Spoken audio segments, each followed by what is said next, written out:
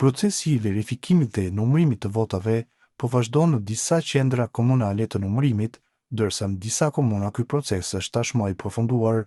Komisioni Qendror i Zgjedhjeve ka përgjithësuar sot më 17 tetor të dhënat më të fundit, të cilat tregojnë një garë shumë të ngushtë në Mitrovic, transmeton Telegrafi.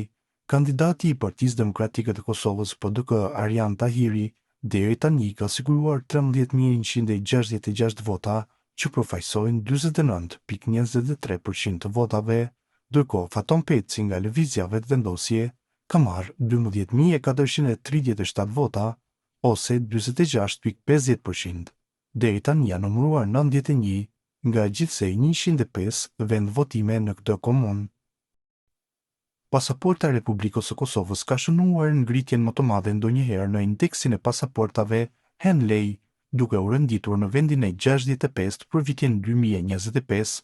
Kryeministri në detyrë i Kosovës Albin Kurti ka theksuar se ky sukses është dëshmi e forcimit të shtetësisë së Kosovës dhe rezultati i përpjekjeve të qeverisë në këtë mandat, nga liberalizimi i vizave me zonën Schengen deri te intensifikimi i marrëdhënieve diplomatike me shtete të ndryshme anë mban botës. Ai ka thënë se kjo është një përmirësim i ndjeshëm nga vendi 68 në vitin 2024 dhe një hap gjigant krahasuar me vendin e 108 që mbante në vitin 2021 me pasaportën tonë, e cila po bëhet gjithnjë më e njohur ndërkombëtarisht. Përfaqësohemi denjësisht, udhtojmë në shumë vende pa vizë dhe fuqizojmë Republikën tonë, deklaroi Kurti.